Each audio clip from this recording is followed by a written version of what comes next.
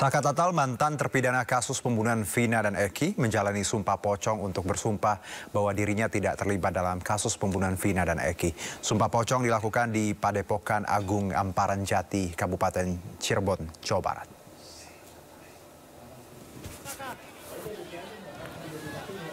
Dalam proses ini, Saka Tatal bersumpah bahwa ia tidak terlibat dalam pembunuhan Vina dan Eki yang terjadi pada tahun 2016 silam. Sumpah pocong dilakukan sebagai tindak lanjut dari pernyataan Rudiana yang sebelumnya mengaku siap disumpah pocong untuk membuktikan bahwa Eki adalah anaknya. Namun Saka Tatal ingin membawa sumpah pocong ini ke konteks yang lebih luas, yakni membuktikan bahwa ia bukan pelaku pembunuhan dalam kasus tersebut. Kuasa hukum Saka Tatal sebelumnya juga mengundang Ibtu Rudiana untuk ikut serta dalam sumpah pocong ini. Namun Ibtu Rudiana tidak datang. Allahu Akbar. Dibacakannya. Saka ikutin saya. Asyhadu an la ilaha illallah.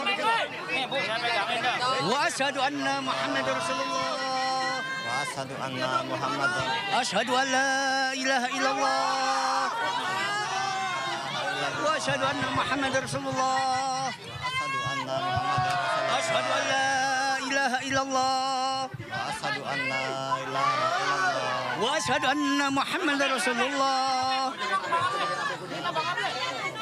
Allahumma sholli ala sayyidina Muhammad. Saka ikutin apa yang diucapkan oleh saya. Bismillahirrahmanirrahim. Bismillahirrahmanirrahim. Demi Allah, saya bersumpah bahwa saya tidak melakukan pembunuhan atau pemerkosaan terhadap Eki dan Vina. Demi Allah, bahwa saya dan ketujuh terpidana adalah salah tangkap yang telah disiksa, disetrum, diberi air kencing, dan direkayasa kasus ini oleh Ibtu Rudiana. Apabila saya berdusta, dalam pocong ini, dalam sumpah pocong ini, maka saya siap diazab oleh Allah dengan azab yang teramat pedih sesegera mungkin, baik di dunia maupun di akhirat. Allahu Akbar. Allahu Akbar. Allahu Akbar.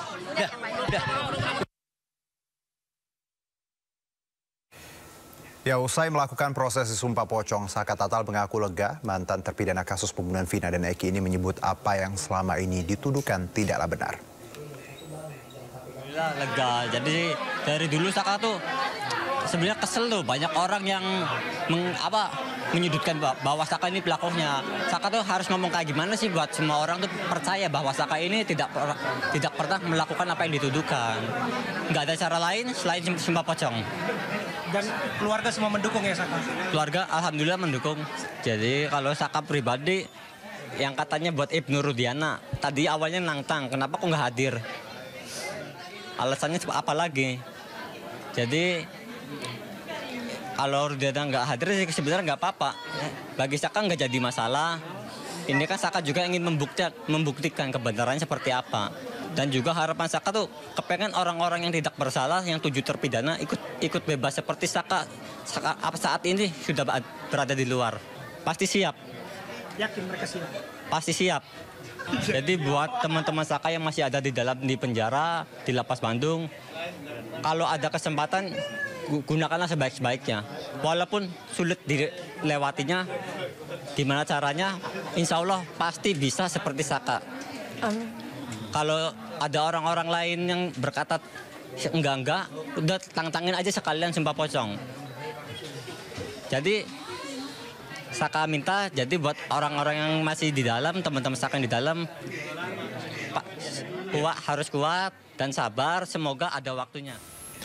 Sementara itu, kuasa hukum Saka Tatal Titin Prilianti menyebut kliennya tidak bersalah dalam kasus pembunuhan Vina dan Eki. Titin juga meyakini ketujuh terpidana lainnya tidak bersalah dalam peristiwa tersebut. Saya yang hadir di 2016, saya yakin Saka Tatal dan 7 terpidana lainnya nggak pernah melakukan pembunuhan. Nggak pernah melakukan. Saya meyakini itu kecelakaan. Bapak Kapolri ada anak kecil dulu 15 tahun. Sekarang sudah dewasa, dia umur 23 tahun. Dia mencari keadilan sampai segininya.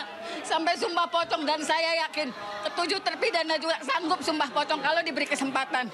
Saya yakin ya Allah sampai segininya, anak Indonesia sampai segininya nyari keadilan ya Allah. Enggak, saya nggak pernah nyangka. Saya pikir anak ini akan terus menyandang sebutan mantan narapidana. Saya nggak punya keyakinan sebelumnya. Saya mikir yang 7 orang itu bagaimana. Dia tidak pernah melakukan perbuatan yang dituduhkan. Saya punya keyakinan itu. Sekarang ada anak yang sampai melakukan sumpah pocong. Saya yakin yang 7 orang kalau diberi kesempatan akan yakin sama melakukan hal yang sama. Mereka siap melakukan itu? Saya yakin akan siap melakukannya karena saya yakin bukan mereka pelaku pembunuhan dan pemerkosaan. Saya yakin ini insidennya adalah kecelakaan. Dari 2016 saya meyakini itu, walaupun saya diketawain, tapi saya yakin. Sebelumnya, kuasa hukum Saka Tatal Farhad Abbas menantang ayah Eki Ibtu Rudiana untuk bersumpah pocong. Tantangan itu disampaikan Farhad menanggapi pernyataan Rudiana yang mengaku tidak berbohong di dalam kasus Vina. Saya sumpah pocong mau, sumpah apapun mau.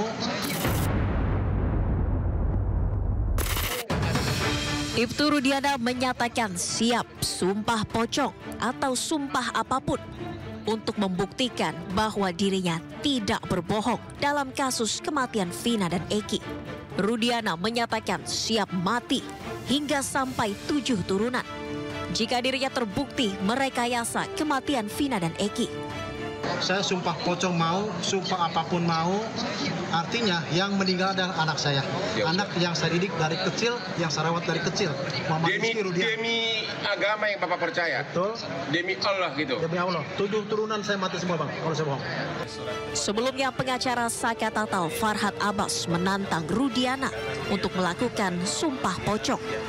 Farhad berharap Ibtu Rudiana menanggapi undangan yang sudah dikirimkan.